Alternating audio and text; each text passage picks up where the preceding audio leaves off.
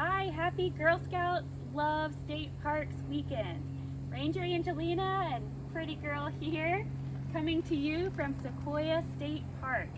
We are so excited to be a part of your special weekend, and we hope that you can come visit us in person soon. But until then, we have a special storyteller to read a book specifically about the Girl Scouts.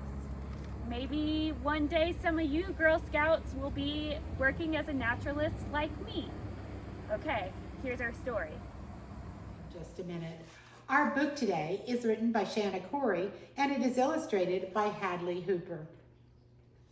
Here comes the Girl Scout, the American all-true story of Juliet Daisy Gordon Lowe and her life's great adventure. Daisy was a girl with gumption, courage, spunk, initiative, wit. To make yourself strong and healthy, it is necessary to begin with your inside self. It is possible for any girl to make herself into a strong and healthy woman if she takes the trouble to do a few body exercises every day. Well, Daisy grew up in Savannah, Georgia, at a time when proper young ladies were supposed to be dainty and delicate.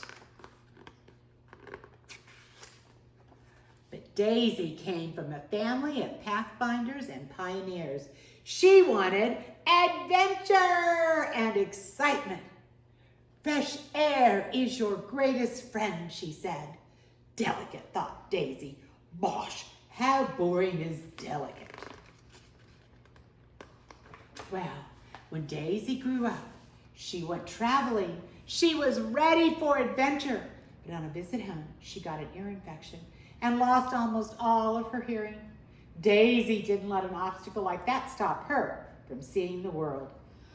Her mother worried, so Daisy wrote and assured her.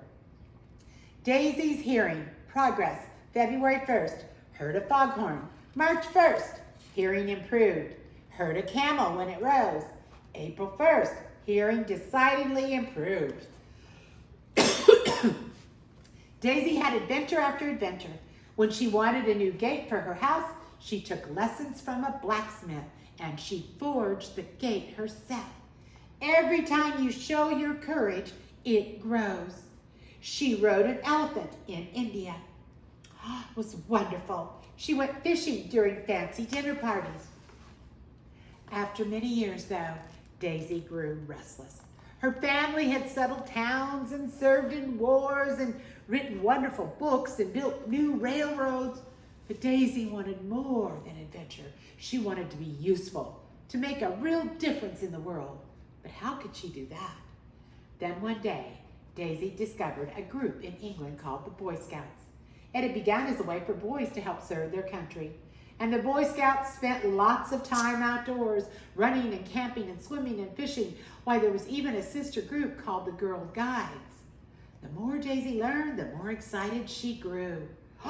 Why, the girls in America should have something like this, she thought. Many of the greatest movements for the good of people and those which have influenced the world most have been the work of one person, she thought. The work of today is the history of tomorrow, and we shall be its makers. Well, Daisy couldn't wait to get started. She packed a Girl Guide handbook, and she took a steamer trunk back home. When she arrived, she telephoned her cousin Nina. Come, you gotta come right over, she said. I've got something for the girls of Savannah and all America and all the world, and we're gonna get started with it tonight. So, on March the 12th, Daisy began her biggest adventure. She invited 18 girls to the first Girl Scout meeting. She told them about all the adventures they could have. They could hike, they could swim, they could go to state parks, they could do good deeds. They'd learn to tie knots and they'd learn to survive in the wilderness. Getting right down and smelling the fresh soil is good for everyone. The girls thought Daisy's idea was positively brilliant.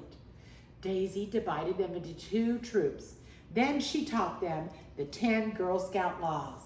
A Girl Scout is always honorable, loyal, useful, a friend to all, courteous, pure, kind to animals, obedient, cheerful, and thrifty. Well, from that day on, Daisy devoted all of her energy to the Girl Scouts. She designed uniforms for them to wear, and she gave them her carriage house to meet in. She turned the vacant lot across the street from her house into a basketball court. She even gave the Girl Scouts a boat so they could take trips up and down the river. Whatever you take up, do it with all your might, she said.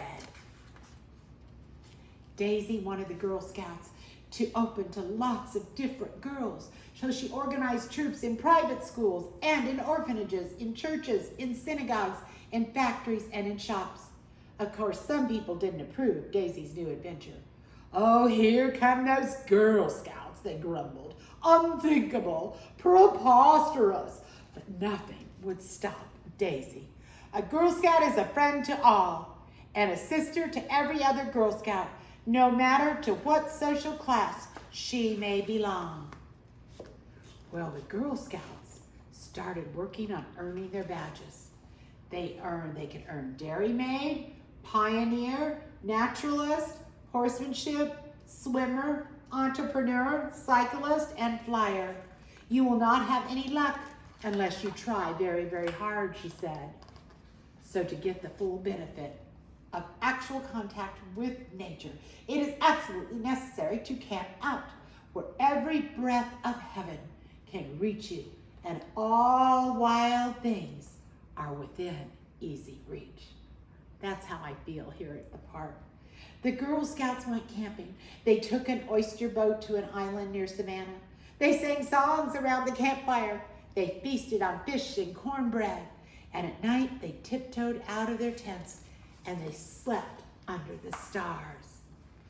In this United States of ours, we have cut down too many trees.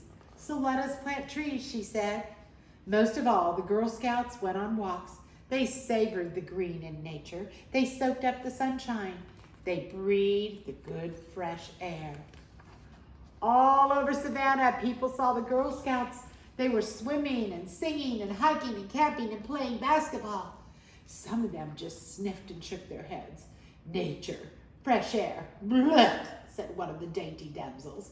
"In my day, young ladies knew their place," said a grandma. "All that exercise can't be good for them," worried the neighbors. When mean girls won't let you join in, sometimes you think it's not right, but be brave and have courage to say it's not right. You will feel twice as happy afterwards. Other people saw them though, and they cheered them. "Here come the Girl Scouts." They hugged their daughters and smiled and said, "Yes, it's about time." Daisy traveled all over giving speeches and raising money for the Girl Scouts. Many people who heard her started their own troops. Soon there were Girl Scouts all across the country. The world looks to great organizations like the Girl Scouts to break down petty barriers of race and class. To get on in the world, to give anything and get anything out of it, each girl has got to do her part. But Daisy never forgot the Girl Scouts of Savannah.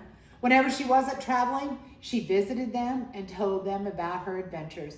She shared stories of female doctors and scientists, architects and airplane pilots, and she read to them from the Girl Scout handbook. One of you may someday alter the lives of hundreds, maybe thousands of people. Daisy believed in her heart of hearts that girls could do absolutely anything. And she was right.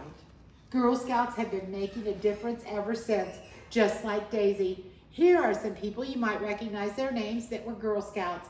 Every little girl goes to make up some part of the parcel of our great and whole nation. And this is Rebecca Lobo. She's an athlete. This is Natalie Merchant. You've probably heard her. She's a musician. This is a journalist, Lisa Ling. This is Lucille Ball, an actress.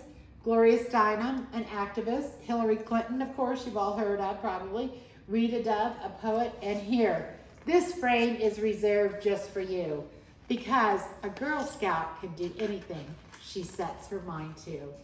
I hope you've enjoyed our story today, and I hope that you think about Juliet Lowe the next time you go camping in one of our beautiful parks. Thank you.